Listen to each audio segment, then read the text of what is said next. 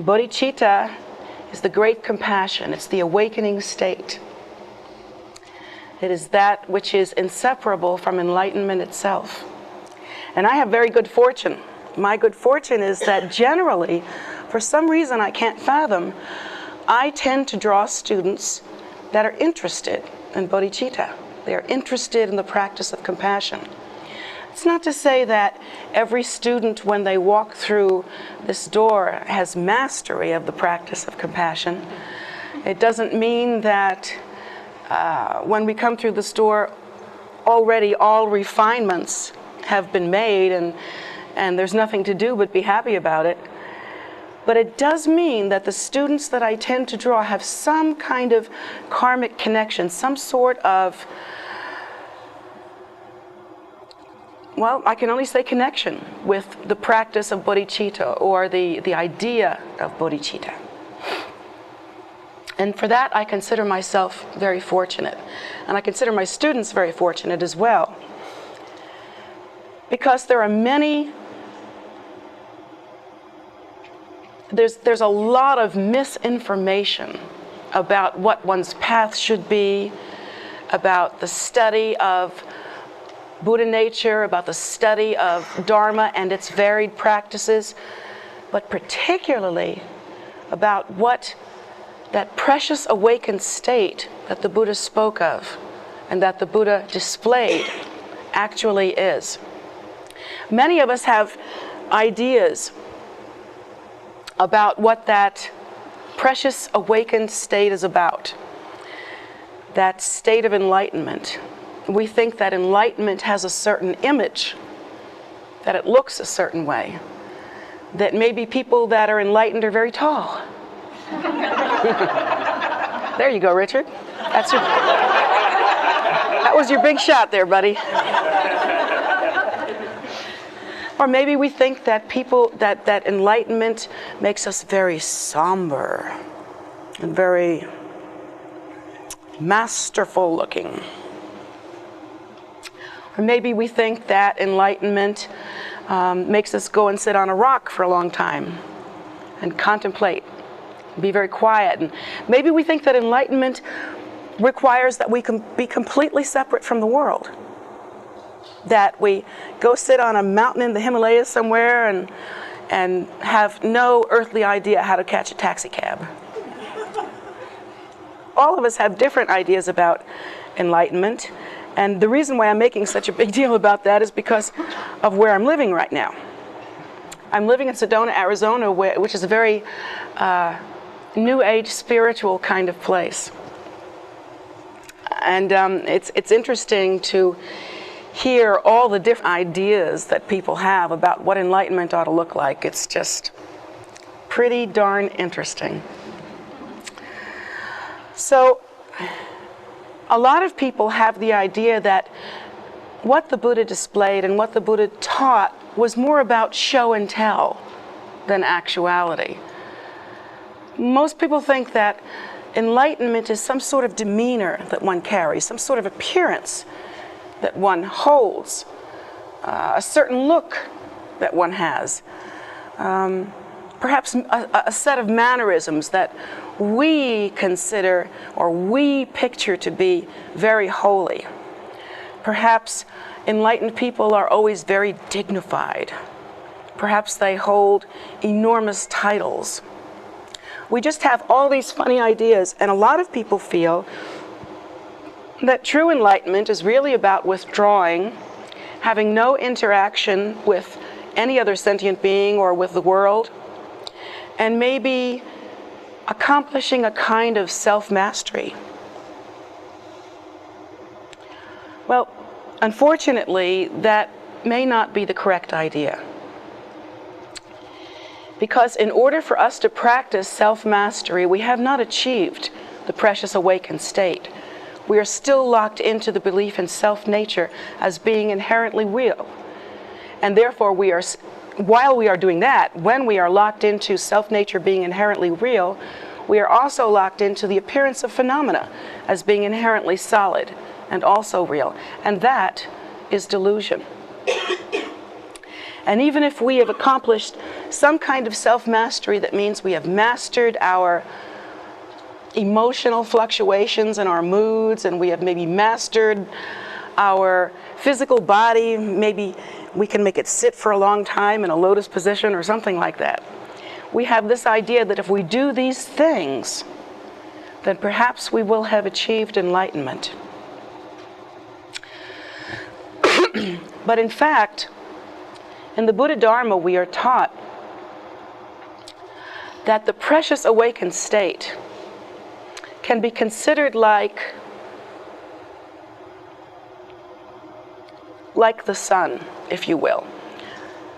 To consider the precious awakened state like the sun, we could consider the bodhicitta to be like the sun's rays. Bodhicitta, or the great compassion, could be considered an emanation or display of that precious awakened state. These two are synonymous and inseparable from one another. To be fully awakened as the Buddha is awakened, one is the very display of bodhicitta, or compassion.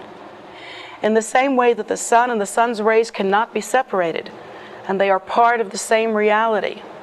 In that way, enlightenment, the practice of compassion, or the giving rise to bodhicitta, these are the same as well.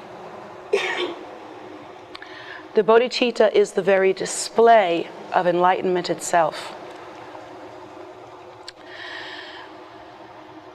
When we think about the bodhicitta, we think that perhaps it is the idea of being kind of like a good person. And so maybe we're falling into the trap of thinking, oh, even if what she says is true, then if I were to be enlightened, I would be a great master, and then on top of that, I would be a good person. Well, that's not really how it is. This giving rise to the bodhicitta is a natural expression of the state of awakening, or the precious enlightenment that Lord Buddha himself talked about.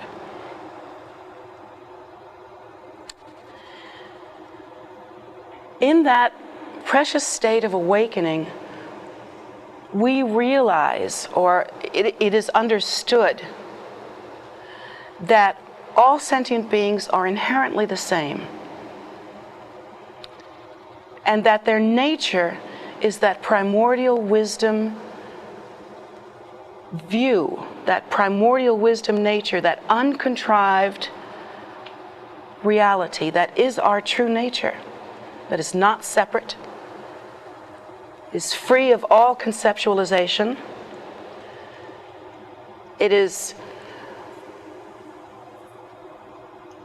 unborn and yet completely finished and realized. That state is literally without description. As we demonstrate the bodhicitta, we know that at that point we are actually giving rise to the state of enlightenment. These two cannot be separated. And no matter how we think of it, whatever view we hold as to what all of this must look like, it has to be understood that without bodhicitta, without giving rise to this supreme compassion, without giving rise to the very notion or thought that the liberation and salvation of all sentient beings is what is really important and what is really the point of practice. Without giving rise to that, there simply is no realization.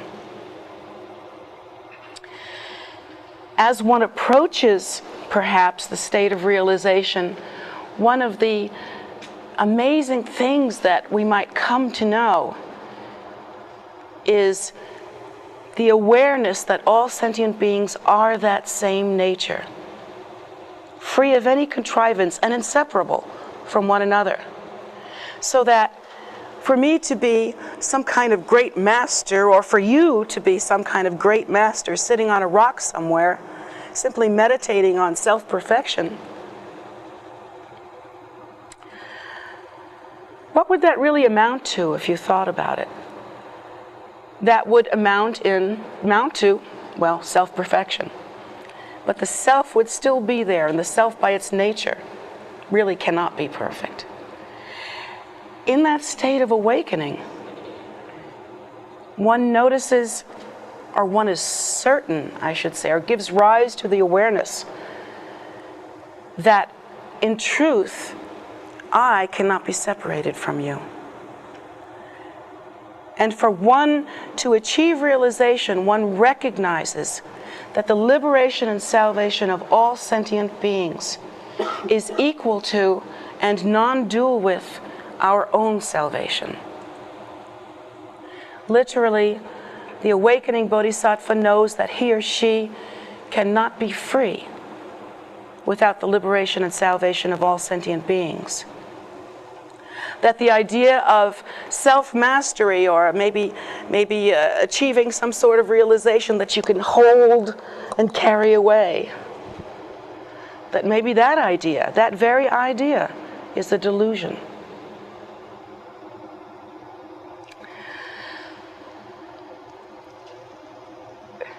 The bodhicitta is literally our great hope. Without the great bodhisattvas and the great Buddhas giving rise to the bodhicitta, there would be no teachers returning to the world for our sake. There would be no path, because none of the bodhisattvas, none of the Buddhas would have come and offered the path to this world. So there would be no method. And of course, if there is no method, there could be no result. So it's the commitment, the compassion, the nature of the bodhisattvas, of the Buddhas, of these lamas that return again and again and again for our sake, that give us the hope that we have today. Even when we recite our lineage prayers, even when we think about what it is that has brought us to this moment, when we recite our lineage prayers, those of you that have practiced here for a while, there's a long list of the most magnificent bodhisattvas, each one having accomplished, well, things that we couldn't even imagine. Each one of them having accomplished amazing states of realization and bliss, amazing states of accomplishment. And having passed that knowledge and wisdom and that ability and those teachings on from teacher to student, and from the student becoming a teacher to their student, to their student, to their student, and a great unbroken lineage that brings us to this point today. And that lineage is the very display of bodhicitta. That's what it is. It is the appearance of that enlightened intention, of Lord Buddha's enlightened compassion, of Guru Rinpoche's miraculous activity. It is the display of that nature entering into the world that is the very lineage that we draw the milk of Dharma from. So this bodhicitta is the most precious, and it is the only hope that any of us have. So to me, if I can teach about the bodhicitta every time I teach, I'm satisfied. I feel like I hold in my heart very carefully what Lord Buddha himself actually said when he said, well, I don't remember the words exactly, but he said something like this. I'll have to use my own language if you'll forgive me. Remember, he didn't come from Brooklyn. Lord Buddha himself said, if you have the practice of bodhicitta, you have everything. That is enough. So within that amazing practice, within that amazing teaching, is everything that we need. How phenomenal.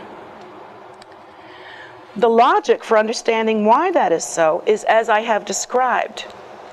The bodhicitta is inseparable from the very nature of enlightenment itself. It is the display of that Buddha nature that appears as the bodhicitta. It is the expression of that nature that is the living reality of the Buddha Dharma practiced in this world. When our teachers come to teach us, the reason that they do so and the method that they use is the great bodhicitta. It is the reality that is the basis, the foundation for everything that we do. And so, to understand something about the bodhicitta is extremely important. To give rise to the bodhicitta is even more important still. But in order to do so, we have to build a foundation. And that foundation has to be one of understanding. To understand the condition of sentient beings and the reality of the cycle of death and rebirth, or samsara. To understand that naturally offers us a way by which we can give rise to the bodhicitta. The Buddha teaches us that we should always, from the first moment we pick up Dharma till the very last moment of accomplishment, we should always, always contemplate on the faults of cyclic existence. When we talk about the faults of cyclic existence, well, sometimes modern people think, I'd rather not think about the faults of modern existence. I'd rather not think of the faults of cyclic existence. I would rather have a positive attitude. I would rather not think in a negative way. And my answer to that is always something like, well, the moment you're born, you have a journey in front of you. And that journey is kind of like walking through a room. You know, you come in the door of birth and you go out the door of death. And in the meantime, you're traveling through this room. This room is full of obstacles, furniture, tables, all kinds of stuff, symbolically speaking. This room is full of all kinds of obstacles. Now you have a choice here. You can either turn off the lights, pull the shades, and have it be perfectly pitch black and stumble your way through and hope that you don't hurt yourself too bad. Take a shot. Or you can turn on the light, see where the obstacles are, and move around them, move over them, move through them, whatever it is that's required. For myself, I choose to be more practical. And in my thinking, even as a modern woman, this practice of bodhicitta, this giving rise to compassion, this practice of Dharma is a very practical thing to do. I prefer to go through this journey of life being aware of the obstacles and having the tools in my hand to be able to overcome them. Why leave everything up to chance? So, that being the choice, we begin to study about the faults of cyclic existence. And we notice that there are certain things about cyclic existence that, if once we realize, may change our view about everything. And I've talked about this before, and even this weekend I've talked about it, but one of the most astounding realizations that we obviously don't have yet. When I say obviously don't have, I say that because you can tell by how we act. Not by what we say. We might say we understand this, but clearly by the way we act, we do not understand that there is no material accomplishment or possession or ordinary thing that you can accomplish in this lifetime that you can actually take with you at the time of your death. We don't act like we understand that. We say we do.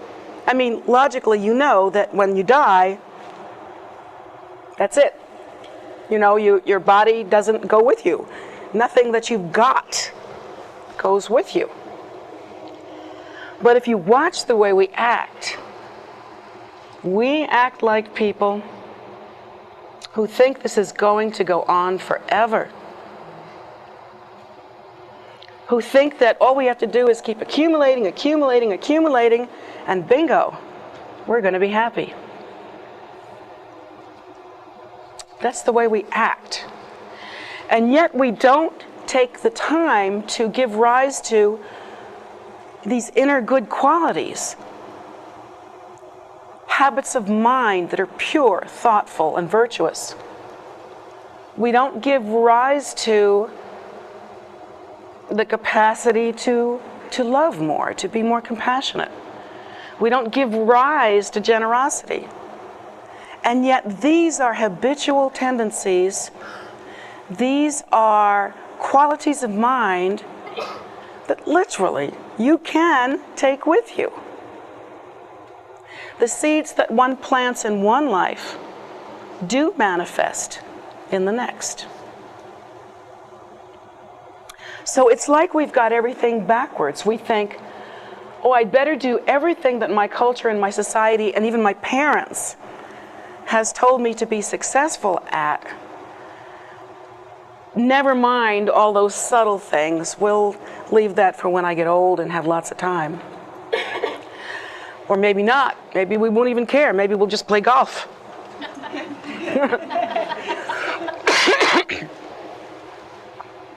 I mean, I've known people to think that it's a worthy thing to spend the last days of their life doing things that I wouldn't have done on the first days of my life. Just wasting time, wasting time. Excuse me. So, we act like people who really don't understand anything at all. It seems like we spend our lives very, very busy, working very, very hard with constant distractions. And it's not that we're lazy. It's not that we just lay around. It's not that we don't try. We are the kings and queens of trying. And we are busy all the time. But it's like we have mixed messages. We don't really know what to be busy with. We're told that in order to be a successful person, you have to gather enough together so that you can leave something to other people after you die. I mean money and possessions and houses and cars and stuff like that. And we are told that, you know, in order to be really successful, all of our children have to go to great colleges and they should all be doctors and lawyers, and we have all these crazy standards, and we either measure up to them or maybe up to one or two of them, and we spend our whole lives working so hard at this. I mean, it's not like people are lazy. We're not just hanging out drinking lemonade. And yet, at the end of our lives, one of the things that is universally true is that each of us in our own way, according to our, again, habitual tendency and karmic capacity, we realize at the end of our lives that we have just had this glorious opportunity that literally we have gone to this continent full of gems and we've walked away empty-handed. That realization at the end of one's life when you say, if only I had practiced.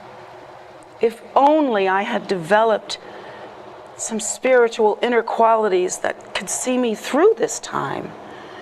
If only I had not wasted my time as a human being, but maybe given rise to some compassion or something worthy instead of this money I accumulated and these houses and this property, and what good is it now? This is a common thing that happens to us at the end of our lives. And the great thing about practicing the Buddha Dharma is that we get to consider these things while there is still time, while our lives are still going on. Now, one of the things that the Buddha prepares us for is that life is not permanent, is that all things are impermanent. And once again, we say, ha ha ha, I know that. Birth and death, I got that. But we don't act like people that know that. We don't act like people that understand everything is impermanent. We act like people that grab for something, whether it's a thing or a state of mind or an event or a vacation or whatever it happens to be. We grab for that, or a person or a marriage or a whatever.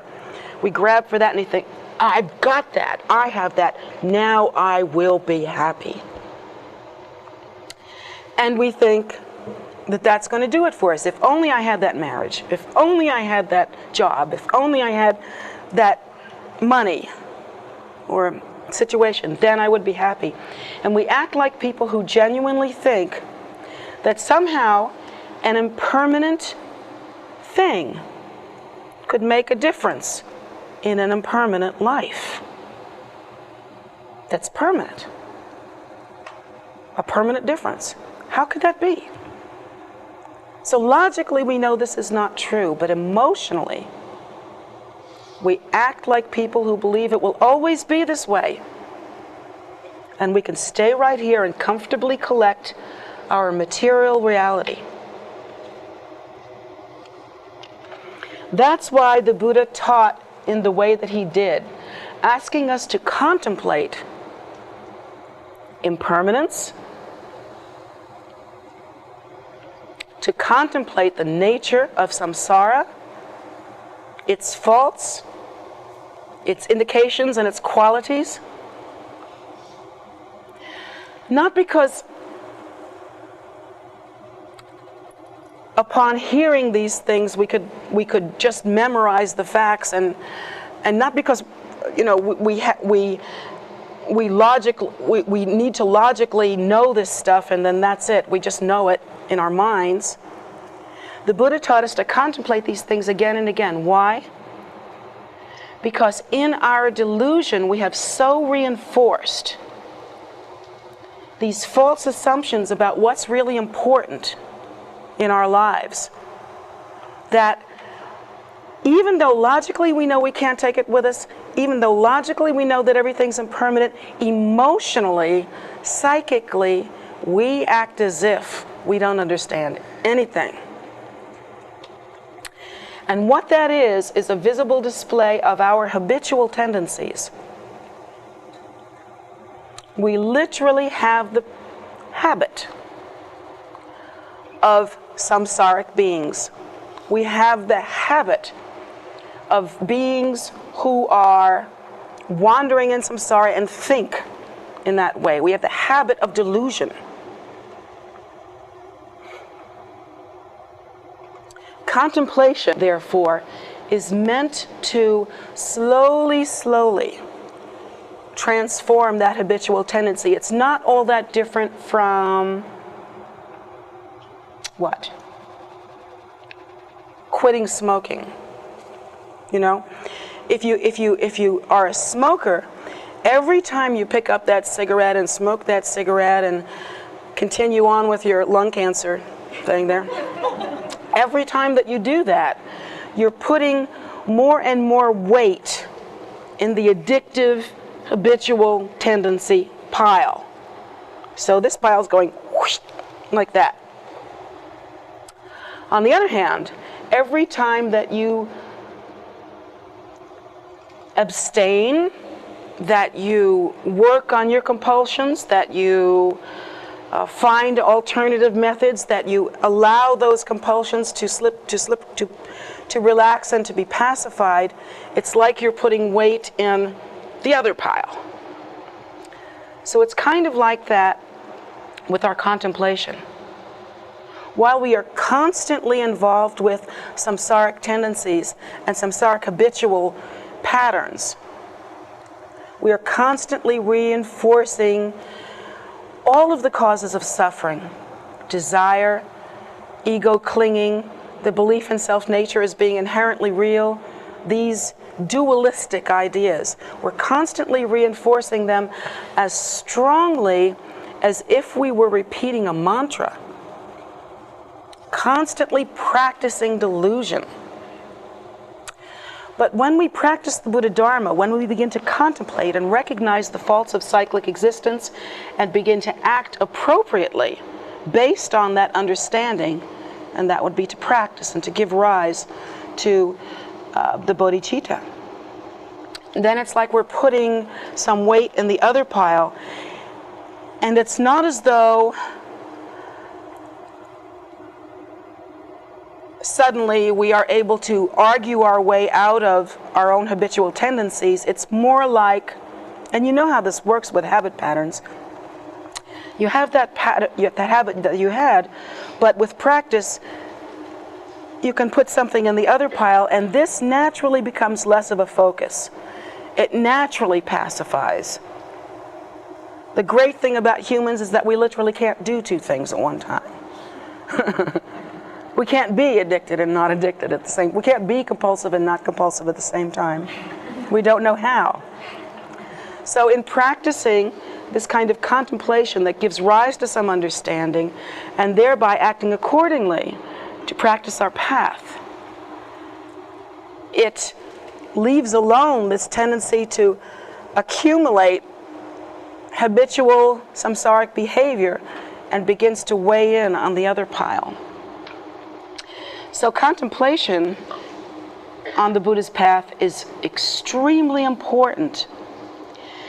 And my experience has been, if we don't contemplate the faults of cyclic existence, we really forget what the entire point is. Then we slip into the wrong view of thinking, oh, I have to have a spiritual path, or I have to be a Buddhist because it's simply exotic, cool, and neat, and it pisses my mother off.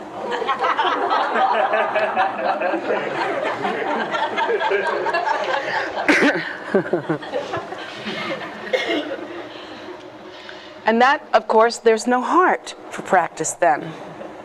You might as well, pick up a guitar and become a rock singer. That'll piss your mother off too. So it doesn't really, at that point we don't have the heart for practice. This contemplation then is very, very necessary. So let's examine the faults of cyclic existence. Gee, where do you start? My first suggestion as a modern person,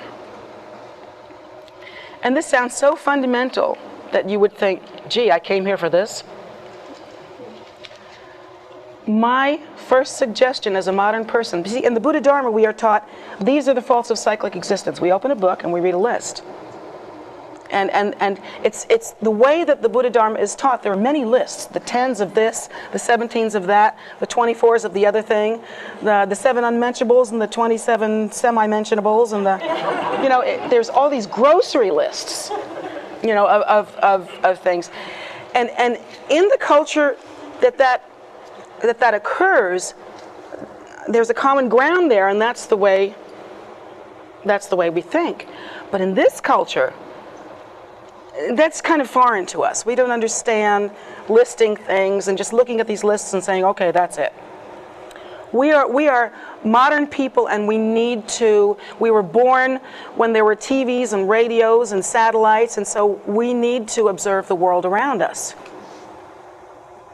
So my suggestion is, if you need to understand the faults of cyclic existence like never before, what you need to do is watch CNN. I really recommend this. I should be the CNN spokeswoman.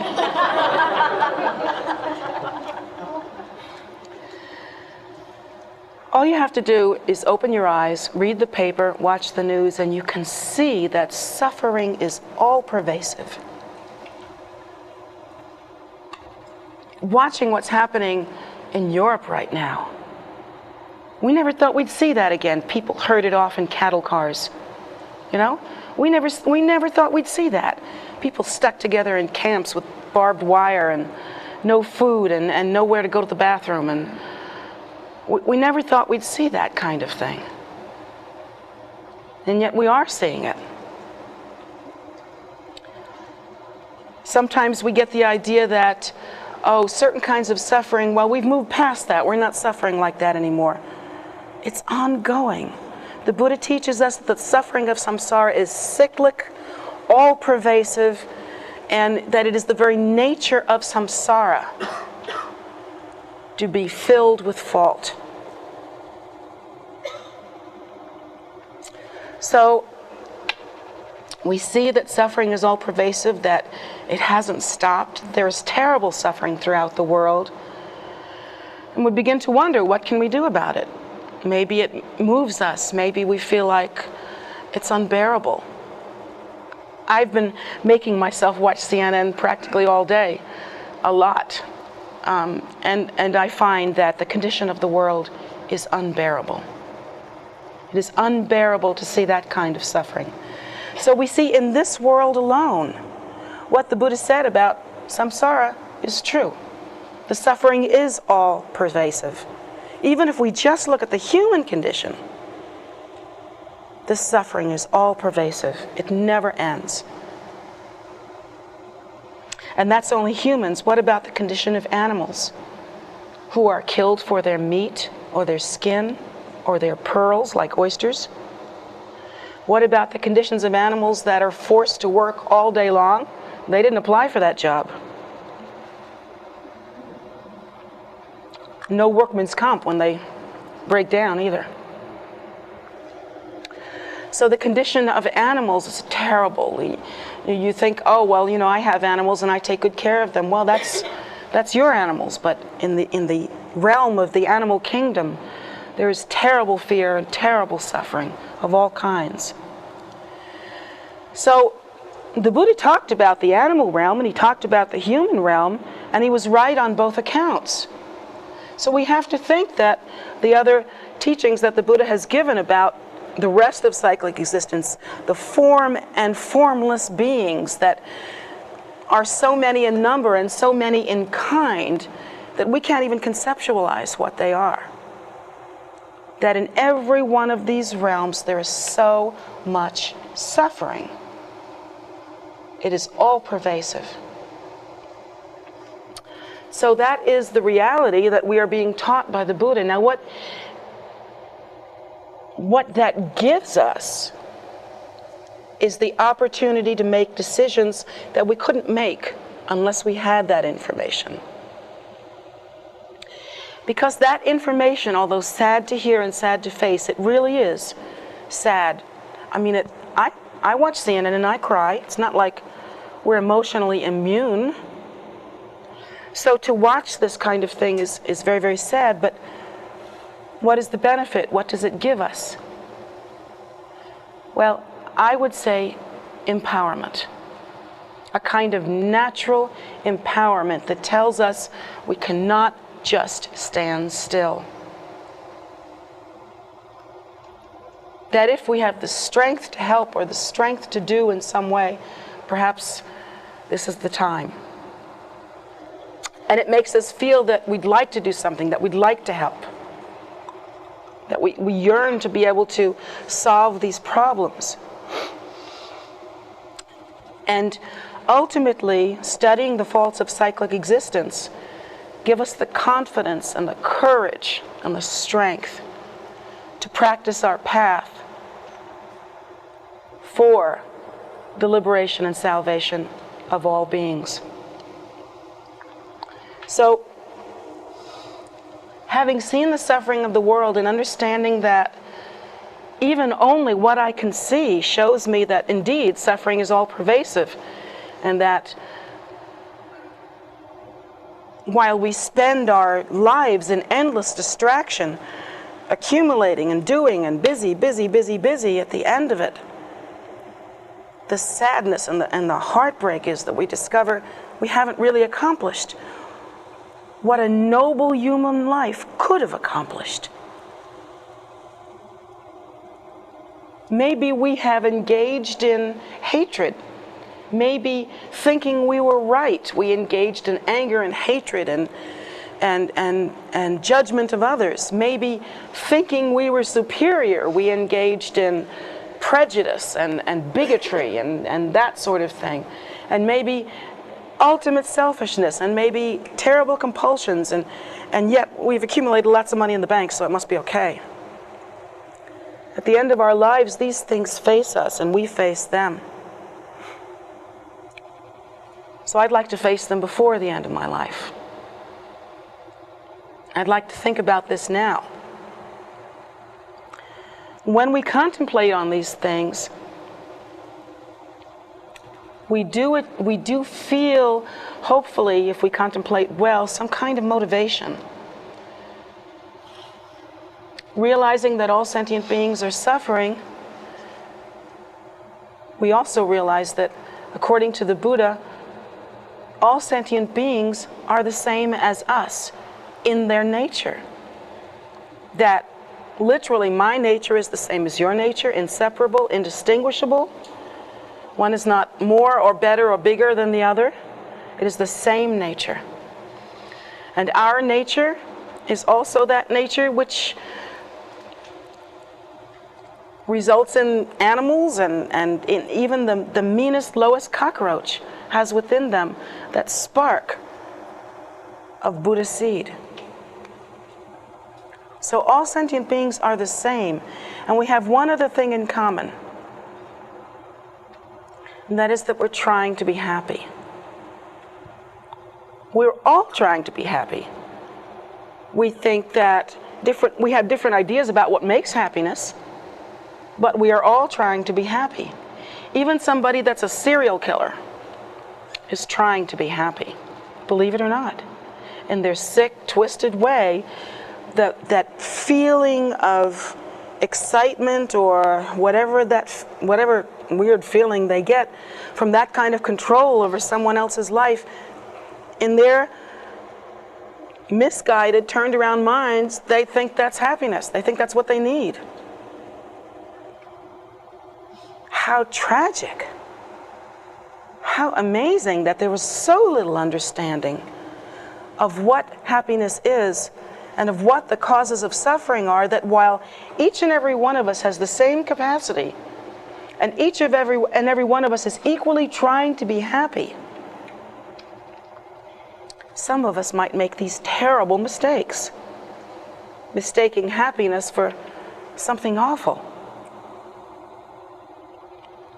And that's the other part of the suffering of cyclic existence. That while each and every one of us wants very much to be happy and are striving for happy very, very effortfully, strenuously, we try every day, yet none of us really knows how to be happy.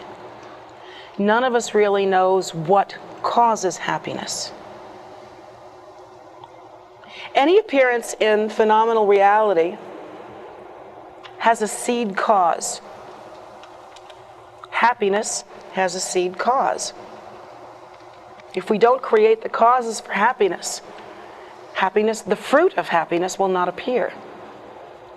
But not having been taught that, we truly do not understand, and we spend our energy in this endless kind of busy tornado, trying to milk some happiness out of this situation. Well, the Buddha teaches us that the causes for happiness are different than we might have thought.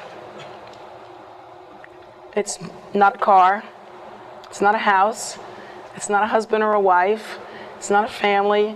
All those things are great. I hope you have them. I hope you have millions of them. Well, not families, but cars.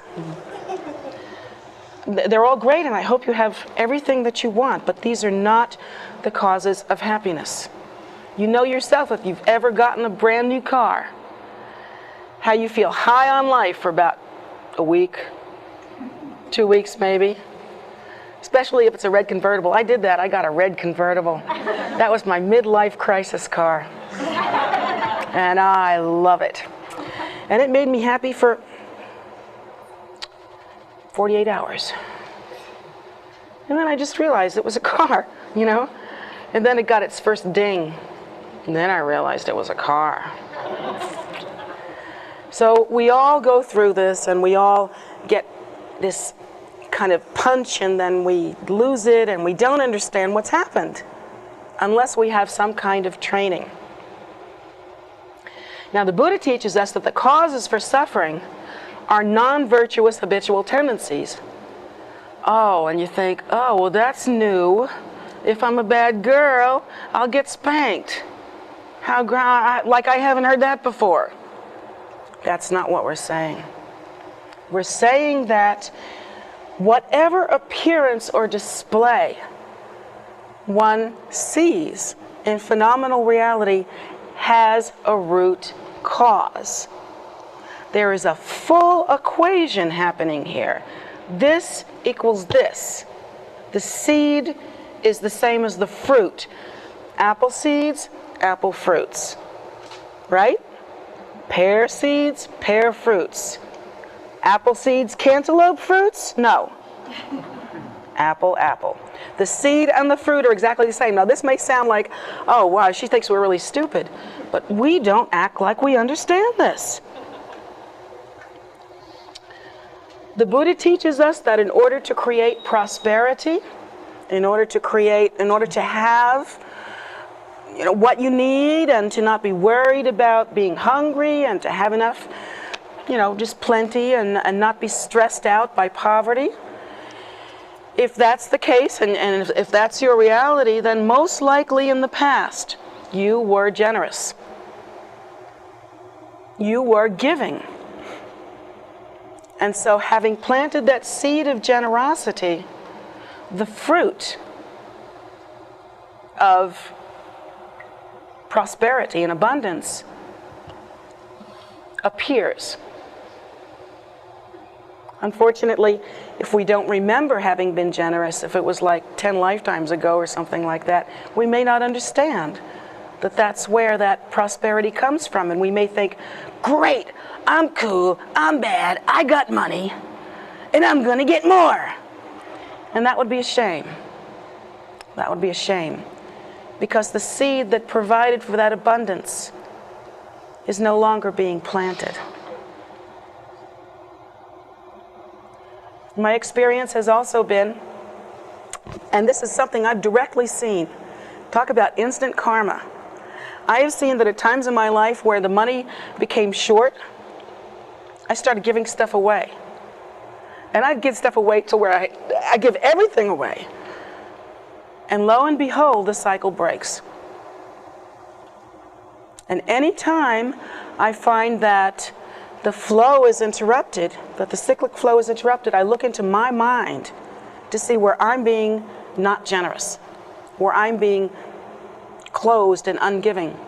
And I try to remedy it. And even if I think, well, I'm doing the best I can, I think, well, in some previous life, there must have been some fault. And so now I'm going to do double time in generosity.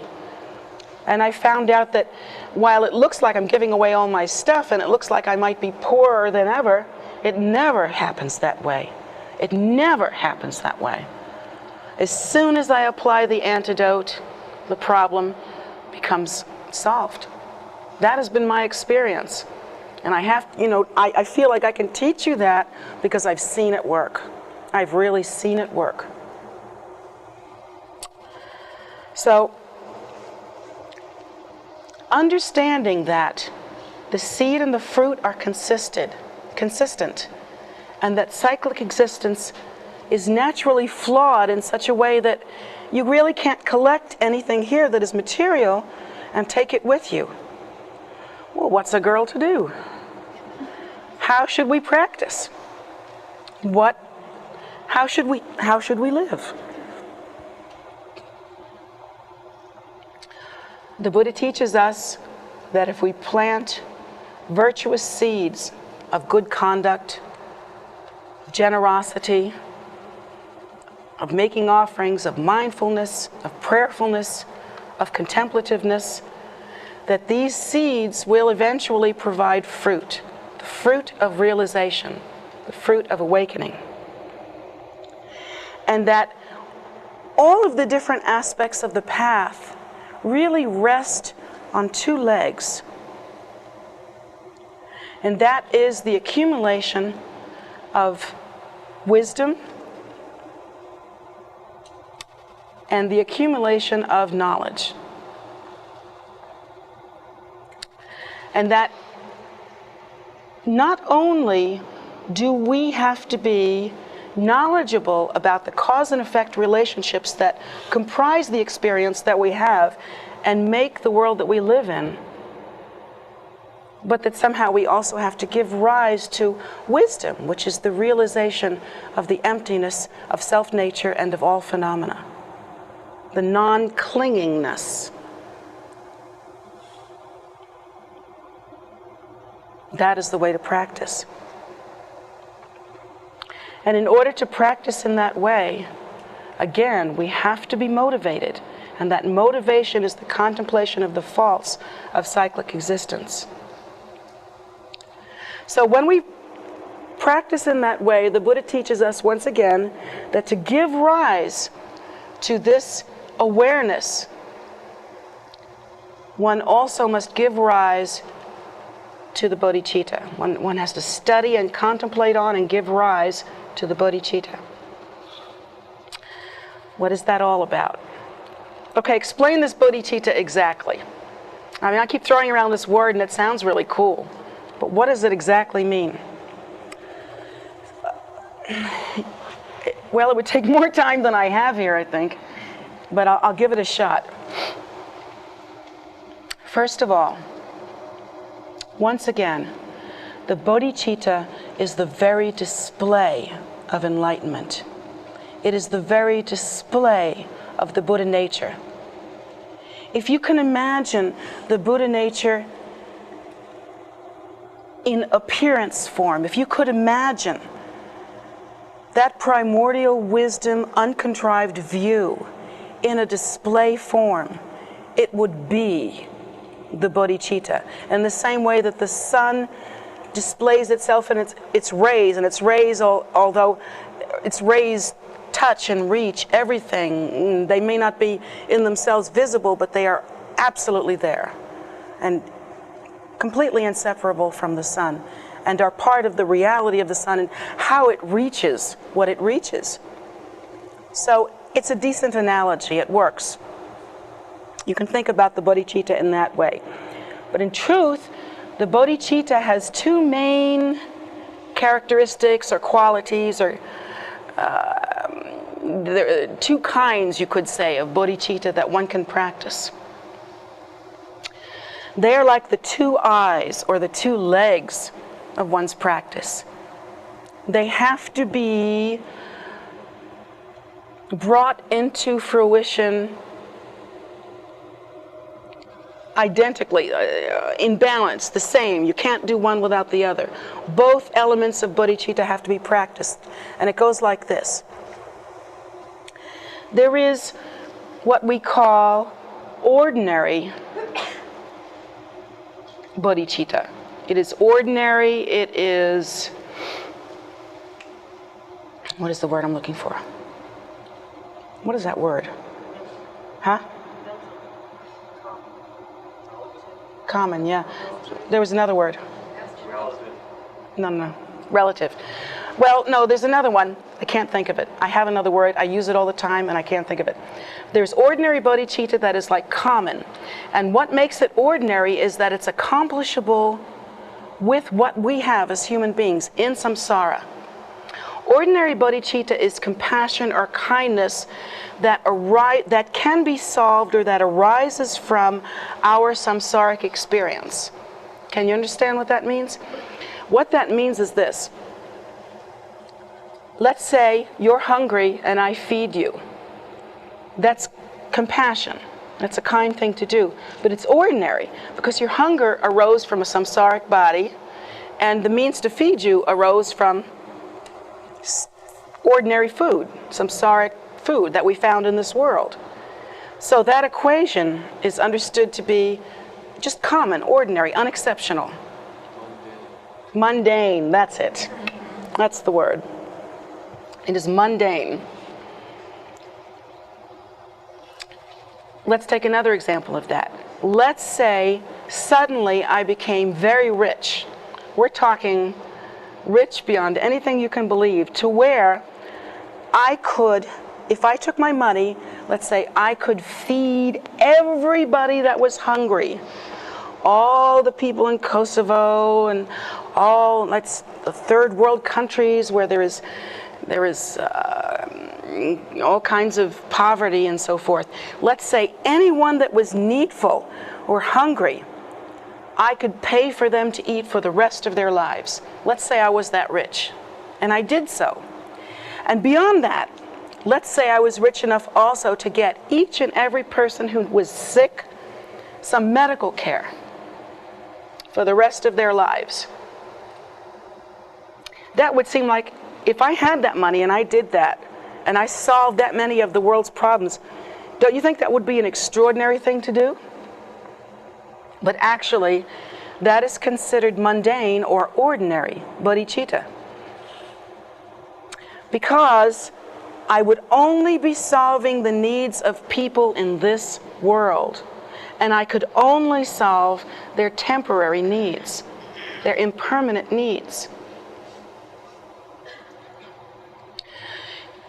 Even if I could feed and care for these beings until the end of their lives, how can I follow them into the bardo state? My money won't do that. How can I enable them to gather together the necessary virtuous qualities in order to have a happy life in the future so that they won't be poor again? How can I teach them how to plant the seeds so that in their next life they don't just have the same reality come up, because the karma's still there? Now, even if I had that much money and I could feed, house, and give medicine to these beings from now until the time of their death, that is simply an ordinary or mundane capacity. Now, if you have that kind of money, I invite you to save the world. And I'm serious about that. If we have the capacity to help, we should always do so.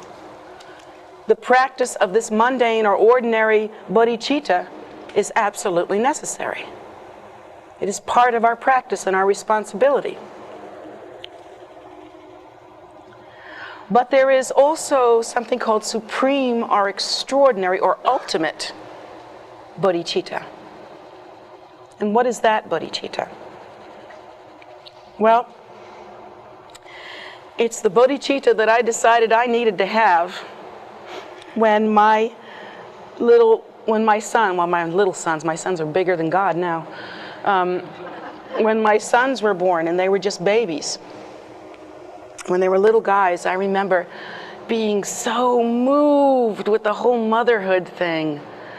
Oh, just to hold that baby in my arms, I remember thinking there was this wound in my chest, it was just this big opening. I just couldn't, well, you know how you get when you're a new mother, you're all juicy and stuff. And I was in love with my children. I was just in love with them. I couldn't think about much else, really. I just cherished them.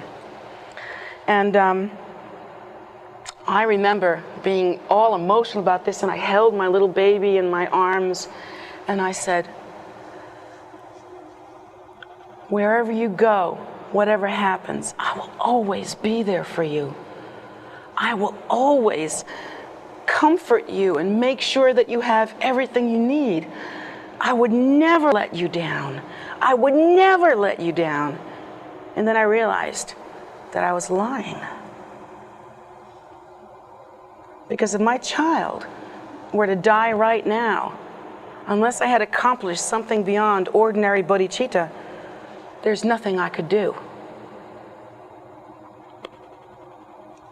If my child were to enter into another life, a life of suffering, I would be unable to help this baby. And here I was promising him that I will always be there for him. It occurred to me that something wasn't right there. And it made me feel even more dedicated to practicing this ultimate or extraordinary bodhicitta, because eventually it came to me that it's not only just about my sons or my daughter. It's that this is true of all sentient beings. Unless I were to really practice and accomplish the Buddha Dharma, unless I were to really practice and give rise to the bodhicitta, I could not look any of you square in the eye and say, I will not abandon you. And I wanted that. I want that so much. I want to be able to be of benefit to sentient beings. I want this suffering to stop. So I realized that this was a situation that needed remedying. And then I met up with the Buddha Dharma. And I began to study the activity of the bodhisattvas. That the bodhisattvas, through their compassion and through the excellence of their practice, return again and again and again in whatever form is necessary in order to lead others out of suffering. And I said, yeah, that's it. That's what I want. That's the way to spend one's life. That's what I call a noble human existence. So I felt very motivated. And I was fortunate that I went through things in exactly that way, in a very Western kind of natural way. It just all made sense to me, because I feel like now I can explain it to you, and I can explain it in a way that's more reachable, more relevant in our culture. This extraordinary ultimate bodhicitta is that level of practice, that level of wisdom and awareness that we gain through our practice, that allows us not only to take the bodhisattva vow, as we took yesterday, but to fulfill the bodhisattva vow. To actually be in a position spiritually to be able to return consciously for the sake of sentient beings, to know that once I had formed a relationship with any being, that I could return for them in some way and maybe teach them and maybe help them out of their suffering, that I could make that decision. That to me was the only way to practice and the only thing that made sense. It only makes sense when you realize that in truth, when we realize ultimately and awaken fully the way the Buddha has realized, we know that we are not separate, that I simply cannot be free without you. And so I have found it to be very worthy to practice this ultimate bodhicitta, to give all that I can to returning again and again and again, to constantly make these aspirational prayers and to constantly do whatever practice is necessary to return again and again in order to bring the Dharma, the teachings as to how to plant virtuous seeds to all sentient beings. And, you know, you can count on that's what I'm going to be doing for a very long time. My prayer has always been, may I be the last. May I be the very last. May my eyes see everyone liberated. That's the prayer of a bodhisattva. And that kind of practice, that consideration that all sentient beings are equal, and since there are so many more of you than there are of me, you are so much more precious.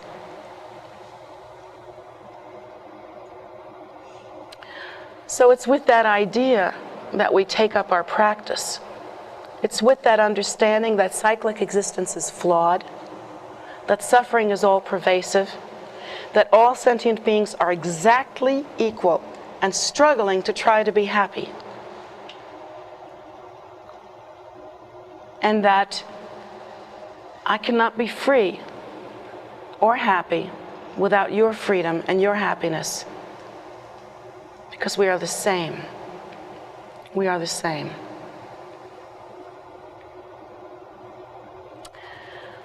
So, having engaged on the path of the practice of ultimate bodhicitta, I feel that maybe I can look at my son. Well, he's a little bigger now, so I can't. Maybe I can look at my daughter. Maybe I can look at you and say, I will not abandon you. But still, that's not enough. Do you know why? Because even though all sentient beings have within them the seed of enlightenment, and equally so, and even though all sentient beings hold that Buddha seed and its very potential, not all sentient beings, because of their karmic interactions, have created the necessary karmic connections with the path or with a method that can lead to liberation. They simply don't have the connecting circumstances. They have all the potential, but no connection. Perhaps they have no connection with the path itself and no connection with anyone who is practicing the path. That's very common, more common than you think. That to me is unthinkable. To have this seed for liberation and never meet with the teaching, never meet with the method, never know how to give rise to happiness, how to be free, never even to have a clue how one should behave or how one should think in order to end suffering, in order to even stop one's own suffering. To me, that is the most unthinkable thing of all.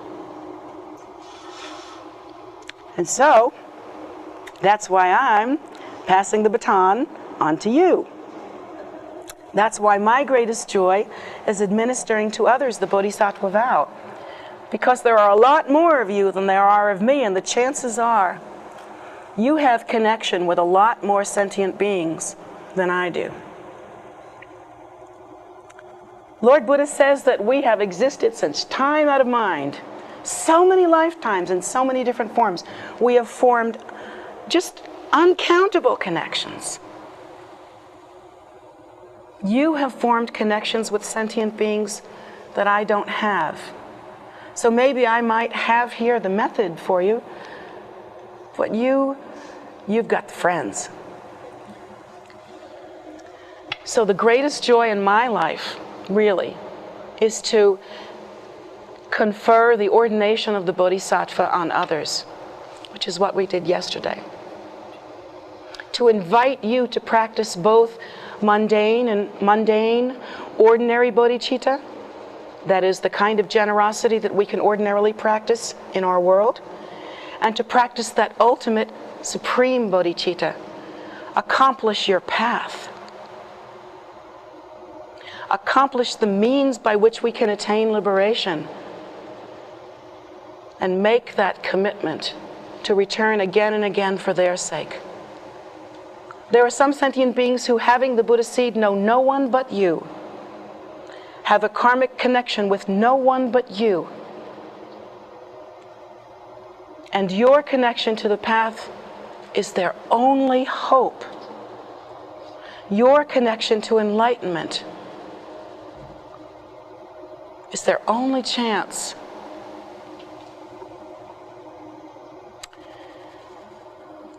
And so I ask you, every time that you move a little closer to really working at your path and moving through the stages of practice, and every time that you accomplish anything of the Buddha Dharma, any even small making an offering, please dedicate that effort to the liberation of, and salvation of all sentient beings, and remember those that have hopes of you. Those ones who have no connection but you. You are all they have. For their sake, you must practice. You must achieve liberation. You must learn to understand the faults of cyclic existence and learn to engage in the activities that bring about liberation. Not only for yourself, but for their sake. This constant awareness of the others, this mindfulness is essential. Not only for our practice but for our happiness. Haven't you ever noticed, even in your own experience, that people that are completely self-absorbed are the most miserable people on the face of this earth? There it is, right there in front of you. You've seen it with your own eyes. And even when we ourselves have gone through a period of extreme self-absorption, when we come out of it and we think about anybody else and what they're going through or what they're experiencing, it kind of blows us away and we go, wow, where was I? And you realize that during that time, the mind is tight, it's crowded, it's inflamed, desire. Oh, you never get a moment's peace when you're self-absorbed. All you can think about is what you need next. You never get a moment's peace. You can't even get any rest. You don't even leave yourself alone for that long. It's like when you look out at the world, you see, people look like T-bone steaks to you. Who am I going to eat today? And that desire keeps us wanting, that self-absorption. There is no happiness in that. No happiness in that. And so to practice this supreme generosity, this ultimate bodhicitta, this mundane bodhicitta, not only is this the way to liberation, not only is this the way to leave this world a better place than you found it, not only is this the way to practice as the Buddha has taught, but it's also the way to your personal happiness. Oh, but don't tell that to a person who is in the middle of self-absorption, because they've got problems and they want you to solve them. But if we can get past that point to where we have just a moment of clear view, perhaps we can understand that in that state of ego cherishing, neediness, and constantly trying to get what you need, there is no practice. That is the opposite of the way of liberation. One's going deeper and deeper into suffering and samsara. And so I beg you not only to practice for your own happiness, but to practice for their sake as well.